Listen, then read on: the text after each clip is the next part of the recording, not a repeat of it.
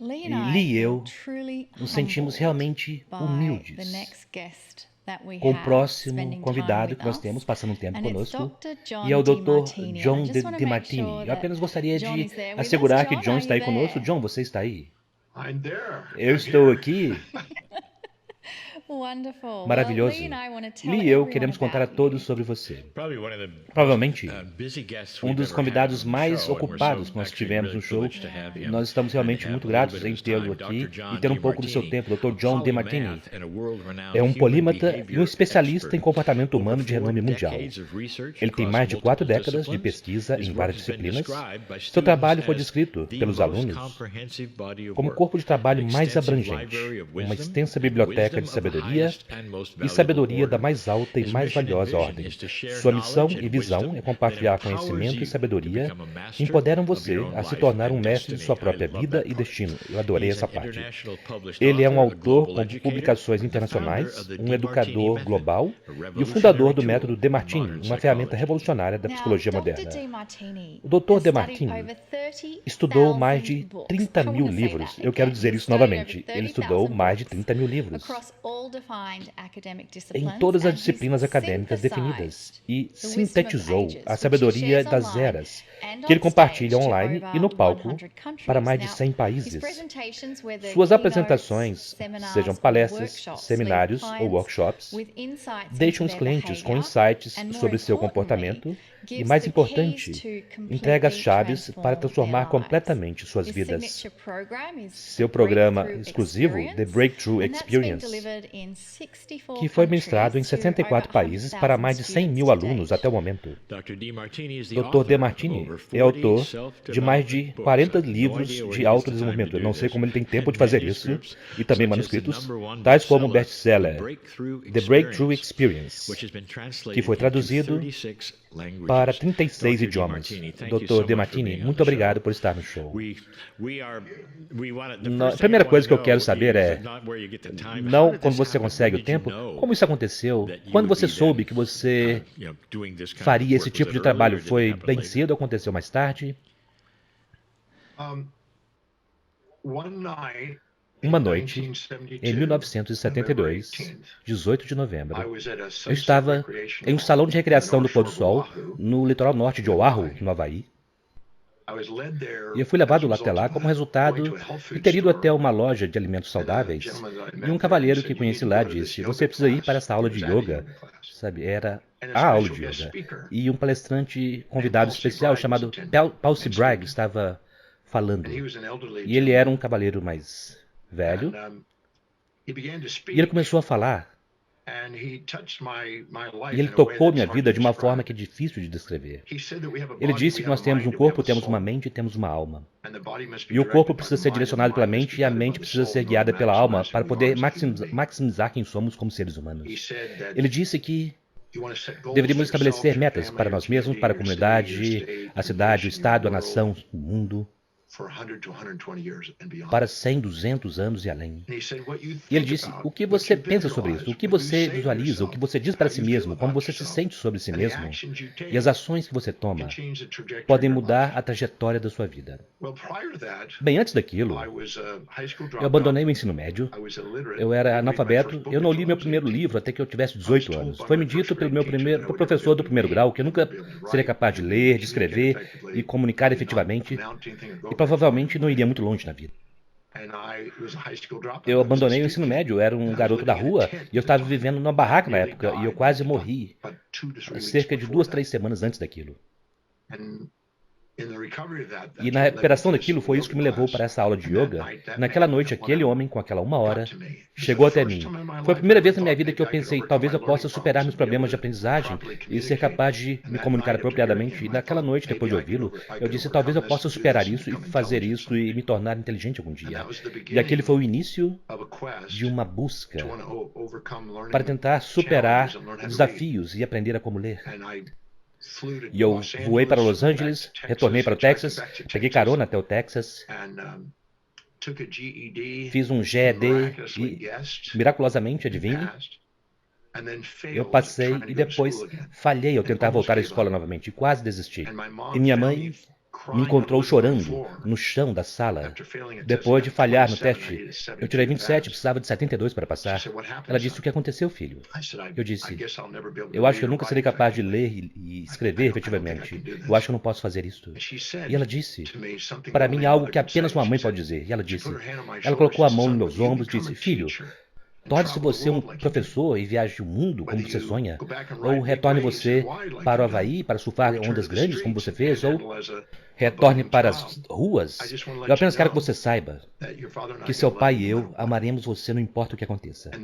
Naquele momento de amor incondicional, naquele momento de certeza, naquele momento de graça, naquele momento de presença, fez minha mão formar esse punho fechado, olhar para cima e ver uma visão que eu vi quando eu conheci Paul Brack, de eu parado em frente a milhões de pessoas falando. Eu disse para mim mesmo, eu vou dominar essa coisa chamada aprender e ler, dominarei essa coisa chamada ensinar filosofia, dominarei isso chamado educar, e eu farei o que quer que for necessário, pagarei o preço que for para dar o meu serviço de amor por todo o planeta. Não deixarei nenhum ser humano me parar, nem mesmo eu. Eu então abracei minha mãe, eu fui para meu quarto, peguei um dicionário, que eu ainda tenho, e comecei a memorizar 30 palavras por dia. E minha mãe me ajudou a memorizar essas 30 palavras e pronunciá-las e usá-las em frases. E eu aumentei meu vocabulário 30 palavras por dia até o final do ano, mais 10.000 palavras. E eu estava começando a passar na escola e eu nunca parei de ler daquele dia em diante, até hoje. E eu leio todos os dias. Eu comecei a ler cada vez mais rápido e devorar tudo que eu podia. Quando eu cheguei, quase 19 anos, minha mãe disse: o que você quer de aniversário? Você nasceu no dia de ação de graças? O que você quer para o seu aniversário e o Natal? E eu disse: eu quero os maiores ensinamentos da Terra, os maiores escritores da humanidade, as maiores mentes que já viveram por todo o mundo. E ela disse: você tem certeza que não quer uma camiseta? Eu disse: não, eu quero os maiores ensinamentos da Terra. Então ela contatou o irmão dela, meu tio Ralph, que era um professor no MIT, uma vez, e como um presente, ele enviou 2 grandes baús em um grande caminhão para nossa casa. E eu joguei no chão e eu abri aquele baú e eu preenchi meu quarto com milhares de livros e comecei a trabalhar. E eu nunca parei. E aquilo abriu portas de muitos diferentes conhecimentos. E eu queria ser um homem letrado, eu queria estudar tudo o que eu pudesse, de cada diferente disciplina. E eu fiz um compromisso de ler pelo menos 100 livros de cada disciplina, e essa foi a minha meta, e eu comecei a ensinar. E agora já falei em mais de 159 países, e eu posso falar todos os dias quase, e eu amo. Eu estou tão inspirado hoje quanto eu estava quando eu era naquele momento que eu encontrei o Paul Bright. Isso ainda me dá lágrimas de gratidão, fazer o que eu faço. Eu penso em todas as coisas que você pode nos oferecer em seu conhecimento e sabedoria. Esta é uma das melhores coisas para as pessoas ouvirem até agora nessa transmissão. Eu acho que talvez este seja o ápice. Com certeza, eu estava vendo, e Cryon fala que todos em seu interior têm uma centelha. Conforme você contava a sua história, essa centelha foi acesa, é uma chama eterna que nunca diminui. E há tanta esperança em sua história. E nós estamos em um tempo muito interessante globalmente agora. Será que há algo que você possa dizer àqueles que estão com estresse, conflitos e medos? Quais são as coisas que você poderia dizer a eles para ajudá-los a navegar por tudo isto? Sabe, William James, o pai da psicologia moderna, fez uma afirmação. Eu estou parafraseando. A maior descoberta de nossa geração como seres humanos é que os seres humanos podem alterar suas vidas, alterar suas percepções em sua mente. Então, a atitude de sua mente. Eu acredito firmemente que nós temos controle sobre 3 coisas na vida: percepções, decisões e ações. Então, não é o que acontece para nós do lado de fora, é como nós decidimos percebê-lo. E então eu acredito firmemente que há realmente um novo evento lá fora, até que nós subjetivamente enviesamos nossa interpretação da realidade, vemos as coisas de uma forma polarizada. E se nós vemos algo que é maravilhoso, nós temeremos sua perda. Se nós vemos algo terrível, nós temeremos o seu aumento e nós vamos induzir essa vida fóbica devido à nossa polarização de percepção.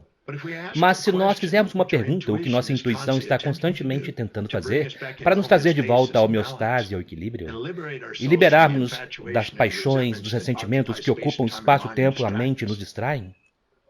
Mas se de repente nós fizermos a pergunta, como especificamente, o que quer que esteja acontecendo comigo agora, que eu penso ser estressante, como é que isso está na verdade me ajudando a preencher minha missão na Terra? Como isso está me ajudando a fazer algo extraordinário, de contribuição e serviço para o mundo? Como isso está me ajudando a me tornar o ser magnífico que eu intimamente sou, e quem eu realmente sou, meu eu autêntico? Se nós fizermos a pergunta, como especificamente isso está nos ajudando a chegarmos onde queremos ir, e não contar nossas histórias como vítimas da história, mas permitirmos-nos ser mestres do nosso destino, o mundo do lado de fora, que nós pensamos ser um desafio, será uma oportunidade para sermos o magnífico ser que, na verdade, estamos aqui para brilhar a partir de dentro. Então, acredito firmemente que fazer essa pergunta, como especificamente qualquer coisa que esteja acontecendo, me ajuda a preencher de forma mais profunda e significativa para onde eu possa ir e ser de maior serviço. Se você responder essa pergunta e não parar e continuar adiante até você ter lágrimas de gratidão, seu estresse será suas bênçãos.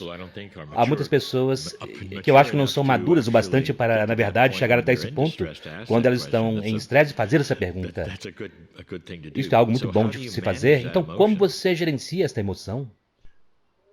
Nossas emoções são baseadas em nossas percepções. Se estivermos escolhendo ver as desvantagens e não as vantagens, ou as vantagens sem as desvantagens, nós estaremos evitando nossa busca, estaremos ativando nosso coitadinho, teremos o instinto de evitar as coisas que pensamos trazer mais desvantagens do que benefícios e seremos pegos no impulso que é incontrolável para as coisas que pensamos ter mais vantagens do que desvantagens. Se nós assumirmos responsabilidade, se formos objetivos e vermos as coisas como elas são e não como nós assumimos que elas são, e demos a nós mesmos permissão para sermos empoderados e mestres de nossa vida e não esta vítima da história, nós poderemos transformá-la.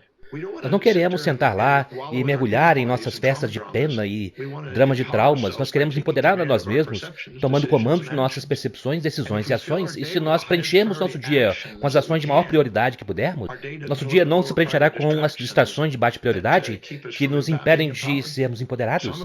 Então acredito firmemente que encontrar o que realmente é valioso, o que realmente é importante, e concentrar-nos na solução, nas flores, de outra forma você continuará arrancando mato. Bela analogia. Uma das questões que nós não discutimos muito em nossos programas é o tema dos vícios. E é realmente difícil para membros da família observar aqueles a quem eles amam sofrer com um vício em qualquer nível. O que você pode aconselhar para qualquer um que esteja assistindo alguém passar por um vício ou alguém que tem um vício e essa pessoa quer sair dele, mas não sabe como? Bem, eu não sou o indivíduo mais ortodoxo, como você já deve ter percebido com relação às minhas respostas. A primeira coisa que eu faço, e eu já tive a oportunidade de trabalhar com pessoas que têm vários tipos de vícios, vícios de alimento, de sexo, drogas e etc. Acredite ou não, há motivos inconscientes. E a primeira coisa que eu preciso perguntar é, qual é o benefício que você recebe disso? E eles me dizem, bem, não há nenhum, isso está me matando. Eu digo, eu sei, mas ninguém vai tomar uma decisão a menos que perceba, conscientemente ou inconscientemente, mais vantagens do que desvantagens, senão eles não farão. Então, profundamente dentro de você deve haver uma percepção em suas associações que você fez em sua vida ao longo da sua jornada de mais vantagens do que desvantagens ao fazer aquilo. Então, eu posso dar uma história, um exemplo. Eu adoraria. Eu estava fazendo um reality show na TV, na Universal Studios. E eles me deram 12 pessoas para transformar suas vidas. 2 horas cada em 24 horas sem parar. Foi uma maratona. E houve uma mulher lá que entrou com 2 caixas de comida. E entrou e disse, eu trouxe comida para todos caso fiquemos com fome. E então, ela foi comer mais do que uma semana de comida na minha frente. Era impressionante. É claro que o seu motivo para estar ali é porque eu tinha que ajudá-la a parar de comer. Então, e eu disse para ela, eu disse, nós temos 2 horas aqui agora. Então a primeira pergunta que eu tenho, porque você está dizendo que você tem um vício em comer e você não pode parar de comer? E ela era uma mulher muito grande, como você pode imaginar. E eu disse, então qual é o benefício que você retira disso? Ela disse, não há nenhum benefício, olha para mim, eu estou com sobrepeso, isso está me causando problemas. Eu disse, pare, qual é o benefício que você recebe? E ela disse, não há nenhum, eu não posso pensar. Eu disse, para, qual é o benefício que você retira disso? Você precisa estar fazendo isso, você pararia se não houvesse. Qual é o benefício? E finalmente, ela parou, ficou presente, parou de fazer barulho em sua história para encobrir os mecanismos de evasão, sabe, as frases sociais. E eu disse, o que você ganha com isso? E ela disse, todos na minha família são grandes. E se eu não for grande, não sentirei que sou parte da minha família. E ela teve os olhos cheios de lágrimas. E eu disse, tudo bem, qual é o próximo benefício que você ganha disso? E ela disse, minha irmã costumava bater em mim, me empurrar, e ela é maior do que eu era quando eu era jovem. E eu me assegurei de que ela não pudesse me empurrar, me bater, então eu ficaria maior do que ela. E ela ainda é grande? Sim. Ok, muito bom. Qual outro benefício você tem com isso? Então ela disse, muito importante, que trouxe lágrimas em seus olhos. Ela disse, uma vez eu fui para um programa de perda de peso, e eu perdi vários quilos e comecei a ficar com um pouco de corpo. E pela primeira vez na minha vida, um homem se aproximou de mim. Eu não tinha muita experiência com aquilo. E eu pensei, esse homem me ama. E na primeira vez que nós saímos, bem, nós fizemos amor. Na manhã seguinte, eu nunca mais o vi. E 6 semanas depois, eu descobri que tinha um bebê vindo. Eu sou católica. Eu sou descendente de espanhóis. Eu fiquei com tanta raiva dele por nunca vê-lo novamente. E depois fiquei com raiva de mim mesma. Eu senti vergonha, eu senti tola, vulnerável. Eu estava com raiva e amarga. Eu não queria ter um filho e não queria abortar. Eu não poderia decidir em minha mente. Era uma tortura, foi a pior dor que eu já senti. E eu escolhi o aborto.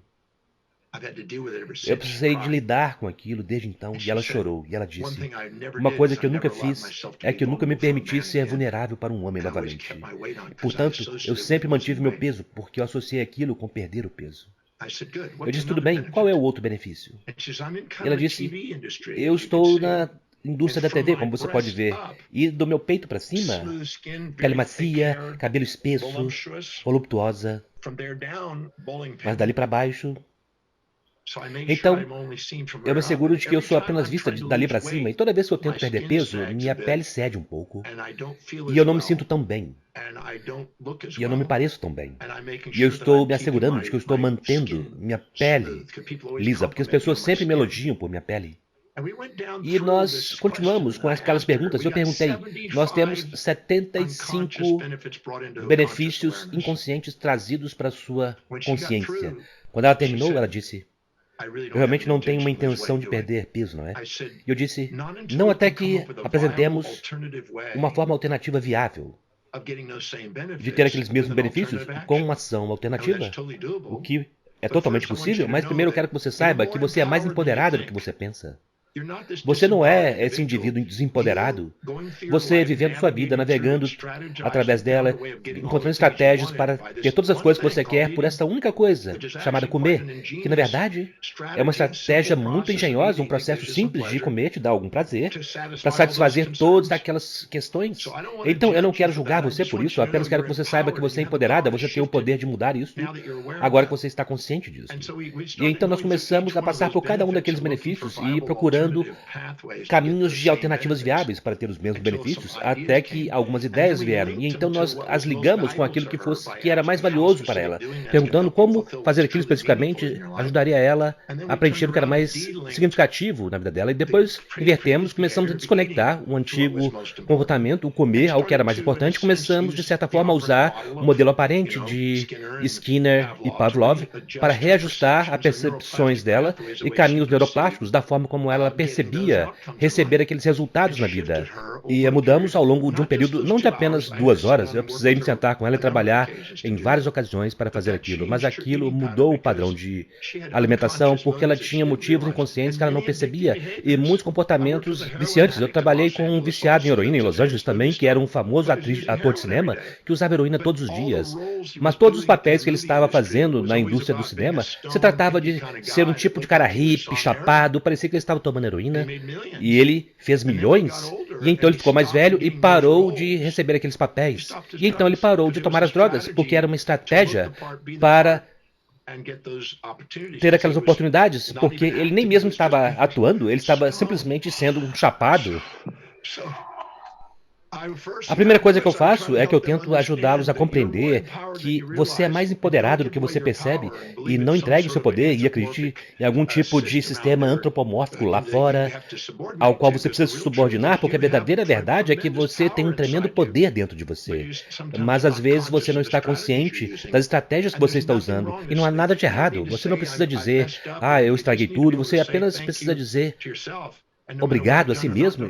Não importa o que eu fiz ou não fiz, eu sou merecedor do amor e eu tenho poder para transformar minha vida. Você diria que isso está ligado aos valores? Porque eu sei sobre o livro The Value Factor, que é um dos seus melhores. Sim, eu acho que cada decisão que você toma é baseada naquilo que você acredita ou que você atribui a maior vantagem ou desvantagem, que você acredita ser mais valioso em sua vida. O valor da minha vida é ensinar. Isso tem sido o meu sonho desde que eu tinha 17 anos. Eu tenho 67 agora. Então, eu ensino todos os dias. E eu garanti que eu estruturasse minha vida e delegasse tudo mais. Eu sou inútil em outras áreas. Tudo que eu posso fazer é compartilhar. Eu sou bastante inútil. Eu não tenho cozinhado desde que eu tinha 24 anos. Eu não dirijo carro há 22 anos. Eu delego tudo. Eu até mesmo tenho brincado. Eu brinquei com a minha namorada dizendo, sabe, se eu pudesse oferecer para você Hugh Jack, Brad Pitt, ou Roger Butler, ou George Clooney para você fazer amor em meu nome, você ainda me amaria? Toda vez a minha namorada dizia, eu te amaria ainda mais. Eu delego tudo. Porque em qualquer momento que você está fazendo coisas de menor prioridade, você desvaloriza a si mesmo e te coloca em seu modo de coitadinho e você se torna vulnerável. Sempre digo que comportamentos viciantes é uma compensação para valores elevados não preenchidos. Se você está preenchendo o seu dia com algo profundamente significativo, profundamente importante, você não superaquecerá. É como uma mulher que está prestes a se casar em 10 dias e ela quer entrar em um vestido de casamento especial. Ela não vai comer demais, beber demais, fazer festa naqueles 10 dias. Agora, na noite do casamento, cuidado. E é melhor o marido ter cuidado também. E o marido tem que ter cuidado. É melhor selecionar aquilo e tirar uma foto daquilo antes que seja tarde demais. Mas o ponto é, quando você tem algo profundamente significativo para você e você se engaja, a glicose sanguínea e o oxigênio entram na parte da frente do cérebro, e literalmente a parte interior do cérebro, o centro da executivo, o centro da gratidão, literalmente mitigam as volatilidades dos impulsos e instintos do coitadinho, de onde o sentimento de vítima vem, e você não terá comportamentos fora do controle quando você estiver fazendo algo inspirador, significativo, para que foi chamado na vida, para preencher e servir. Ele acabou de me explicar. Ele acabou de me explicar. De forma que eu não fique louco. Absolutamente concordo com tudo isso. Há algumas pessoas que eu conheço. Eu nem mesmo acho que elas compreendam que valores elas têm. É quase como se elas não tivessem nenhum valor. Elas não sabem, não se importam, não estão interessadas. Como alguém pode encontrar seus valores? Bem, seus valores, eu chamo a hierarquia de valores porque estamos tomando decisões baseadas em nossos valores. E se você olhar com cuidado, sua vida demonstra seus valores. A minha vida demonstra meus valores de ensinar, pesquisar e escrever, porque eu faço isso todos os dias, vários 7 dias por semana, e eu viajo o tempo todo. Então estes são os meus valores. Sabe, eu não tenho um valor para cozinhar porque eu não tenho cozinhado desde que eu tinha 24 anos. Então, isso são 43 anos? Então sua vida demonstra quais são seus valores. Observe como você preenche seu espaço. Seus espaços pessoal e íntimo. O espaço íntimo são poucos centímetros e o pessoal alguns poucos metros em proximidade. Estes espaços revelam o que é valioso para você, porque qualquer coisa que você mantém ali é valioso, qualquer coisa que não seja importante você afasta. Então você olha para o tempo, você faz tempo, encontra tempo, gasta tempo com coisas que são valiosas. Quando você fica sem tempo, você não quer gastar tempo com coisas que não são, então você olha para onde você está energizado. Se você é energizado por coisas que são altas em seus valores e você é desenergizado em coisas que não, então como você gasta seu dinheiro, você encontra dinheiro, faz dinheiro, gasta dinheiro com coisas que são valiosas, mas não quer gastar seu dinheiro com coisas que não são. Então observe onde você é mais organizado, onde você é mais disciplinado, e o que é que você pensa a respeito, visualiza o diálogo interno que você tem sobre como você quer que seja sua vida, que mostram evidências de que se torna verdadeiro, não fantasias que não mostram evidências, mas evidências de se tornar real. Então você observa o que você quer conversar mais com as pessoas, tem alguma coisa a ver com maximizar o potencial e consciência humana para mim, e depois você observa o que te inspira, te traz lágrimas para os olhos, qual é o denominador em comum das pessoas que te inspiram, observe o que você ama. Ler a respeito, estudar a respeito, aprender a respeito, que mal você pode esperar e preencher sua mente com aquilo, alimento para o seu pensamento, e quais são as metas mais consistentes e persistentes que você tem e que se tornam reais. Se você olhar, há um padrão aí. Tenho feito isso por 23 anos e pouco, tenho conduzido centenas de milhares de pessoas através desse processo, e é um padrão que se revela e que se você responder honestamente, mas o que muitas pessoas fazem é que elas comparam-se com outros, às vezes colocam as pessoas em pedestais e pensam, elas são mais bem-sucedidas, mais inteligentes, mais aquilo, e injetam valores dos outros que encobrem os valores do seu próprio chamado, e elas se confundem com relação ao que elas estão comprometidas, mas aquele valor mais elevado é o chamado, o propósito. Eu acho que é aquele que é mais recompensador, e você é espontaneamente inspirado a fazer aquilo e querer encontrar aquilo. É aí que nós nos destacamos, e fazer coisas de baixa prioridade, nós precisamos de motivação externa para continuarmos fazendo aquilo, então acabamos subordinando e carregando decisões para outras pessoas e não permitindo-nos realizar nossa genialidade, nossa magnificência, nosso poder de empoderar. Então priorizar nossa vida e preencher nosso dia com as coisas que são mais importantes, plantar flores no jardim da nossa mente é muito mais importante do que puxar matos e lidar com as distrações de acordo com as leis de Parkinson. Esse programa é um programa metafísico. Você mencionou a alma. Daria alguns minutos. Você quer dizer algo a esse respeito? Adoraria. Eu gosto de pensar na alma como apenas o acrônimo, o estado do amor incondicional. Quando nós exageramos a nós mesmos e desprezamos as pessoas e às vezes nos ressentimos delas e nos inflamos, isso é inautêntico. Quando olhamos para pessoas de baixo para cima, exageramos-as, minimizamos a nós mesmos e ficamos com vergonha, isso é inautêntico. Mas quando nós literalmente as colocamos em nossos corações e temos equanimidade dentro de nós e equilíbrio entre nós e eles, e literalmente percebemos que eles são apenas um reflexo íntimo de tudo que nós talvez não tenhamos possuído, mas agora podemos ter. Nós, na verdade, temos amor por elas e não estamos exagerando ou minimizando, não estamos usando nossas personas e máscaras, estamos apenas sendo nosso ser. A essência do nosso ser é a alma, o estado de amor incondicional onde percebemos e vemos os outros como o perfeito reflexo daquilo que podemos amar em nós mesmos. Obrigado a eles. Graça. Esse é o nosso eu autêntico, a nossa alma. Nossa alma está constantemente tentando expressar a si mesmo e a magnificência de nós mesmos. É muito maior do que todas as coisas que nós impomos sobre nós mesmos, todas as personas e fachadas que nós podemos usar. Então não estamos aqui para colocar as pessoas em pedestais ou postos, estamos aqui para colocá-las em nosso coração, e isso nos libera das ilusões que nos desempoderam e as confusões de tentar mudar os outros para nós ou nós para outros. Nós não estamos aqui para consertar ninguém. Estamos aqui para realizar que nossa vontade humana pode ser da parte da vontade divina, no estado da alma, onde não há nada para consertar, como é. E somos gratos e em graça, isso é a coisa mais profunda. É aí que a genialidade, a inspiração, nosso chamado, nossa mensagem interior, nosso desejo divino é revelado para nós, para podermos preencher, sim, nossa alma, a essência do nosso ser, e é muito maior do que a existência de nossas ilusões, das personas que às vezes nós usamos. Não é fantástico? Mais do que fantástico, tudo o que ensinamos está embrulhado em 1 minuto e meio. Exatamente, muito obrigada por aquecer meu coração. E todos estão assistindo a isso. Eu tenho certeza que os corações de todos estão agora completamente abertos. Tão delicioso, é para isso que estamos aqui.